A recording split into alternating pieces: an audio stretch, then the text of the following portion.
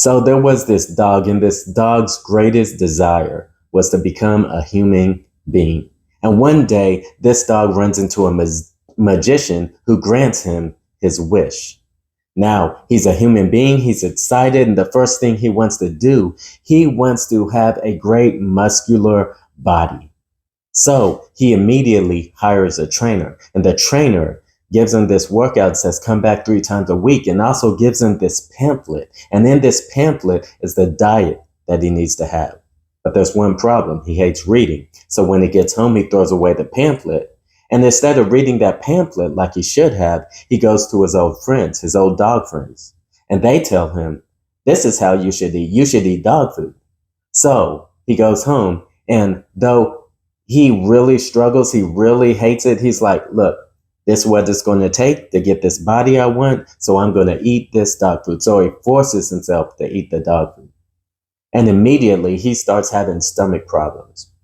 The next day, he goes back to the trainer, and he's looking tired, and the trainer's like, what's wrong? It's like, well, my stomach's been giving me problems. I didn't even sleep last night. And the trainer's like, what have you been eating? Have you been eating what is prescribed for you in the pamphlet, the little booklet I gave you? Is like, no, I threw that away. I went to my old dog friends, and they told me I should be eating dog food. So that's what I started eating. The trainer looks at him, and he's like, do you not know that you are a human being? And do you not know that dog food is going to harm you? Do you not know that dog food is insufficient to make you stronger, to make you healthy, to get that body you want? Dog food is not going to do it. So you see what's happening? Though this dog has been transformed to a human, he has a whole new nature. He's going back to dog food, thinking that's going to be sufficient to get him the body he desires. And that's what Paul is dealing with today. So we're going to start Romans chapter 7. Now notice Romans chapter 7 starts, or do you not know, brethren? Or do you not know? So he's saying, or do you not know? Who starts a paragraph like that?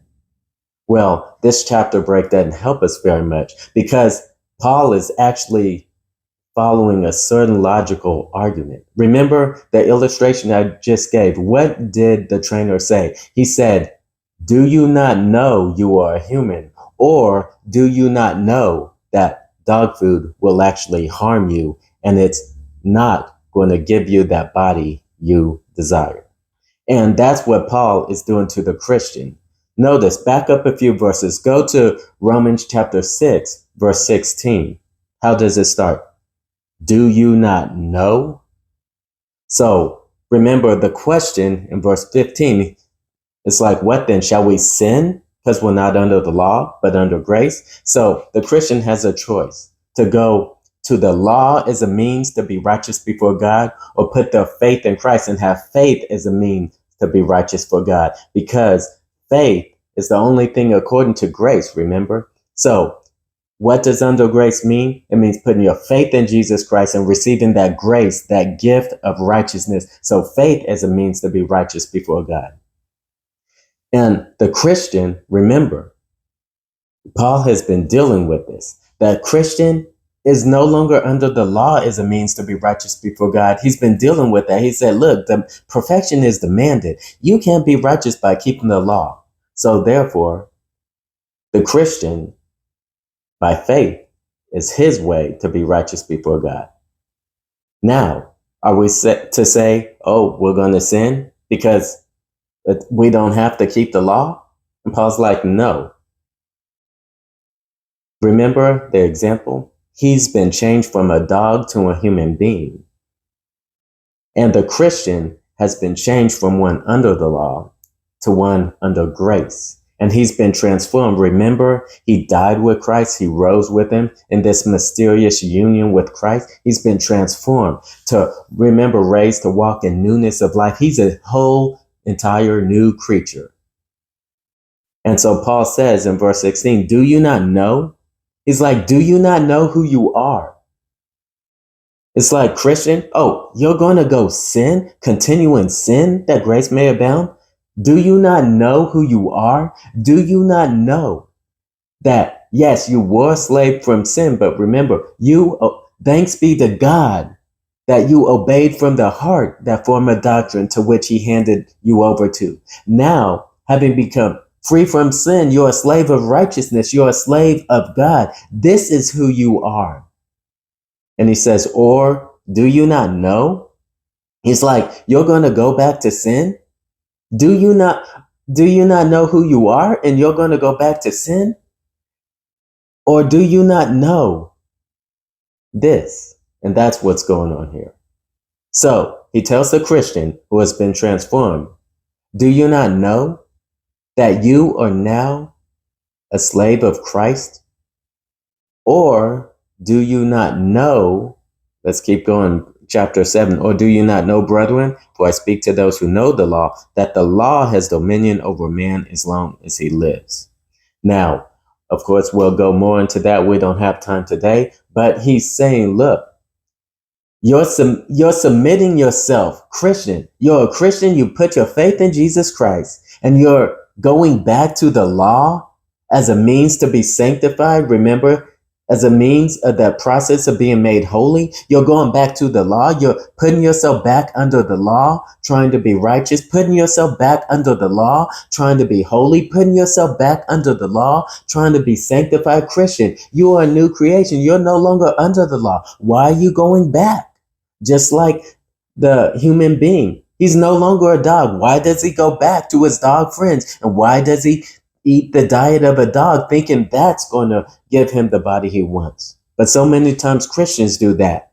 We put our faith in Jesus Christ, but we go back and try to submit ourselves under the law, trying to be righteous, trying to be holy. We're like, oh, I go to the law. Now I got to do this, do this. We have our checklist. But Christian, listen, that's insufficient. That is not going to help you be righteous, make you be holy. Matter of fact, it's going to have the opposite effect, which we'll see in devotionals to come. But Christian, listen, do you not know who you are? Do you not know you are a new creation? Do you not know that God has delivered you from your slavery and from sin, giving you a new heart, and now you've obeyed from the heart that former doctrine of Christ he handed you over to? Now, know your loving master. Get to know him more, and that will compel you to submit yourself as a slave to him because he's a good master. Christian, do you not know who you are? Or do you not know that going to the law, it's not going to help you? You were under the law in your past life, but you're no longer under the law. Christian, do not go and say, oh, I put my faith in Jesus Christ. Now I'm going back to the law to be righteous before him. No, you put your faith in Jesus Christ. Don't go back to the law. Go to your master, your loving master, who loved you with an everlasting love. Your loving master who chose you in Christ before the foundation of the earth. Your loving master who has transformed you. You were undeserving. I was undeserving. Remember, no one is righteous. No one even seeks God. But God sought you, Christian. Your loving master sought you out.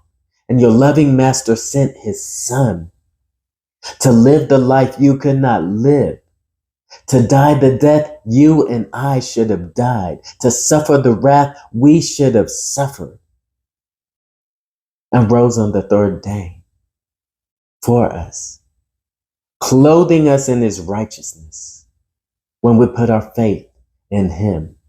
When we commit our lives to Christ by faith, we are now the righteousness of God. Sin won't even be put on our account. Christian, don't go back and subject yourself to the law as a means to be righteous.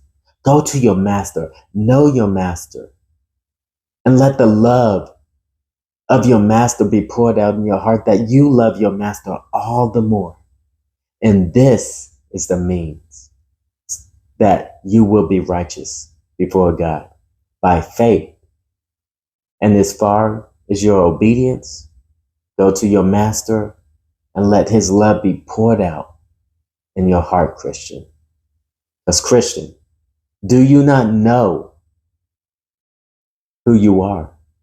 And do you not know that going back to the law will not help you out? Go to your master.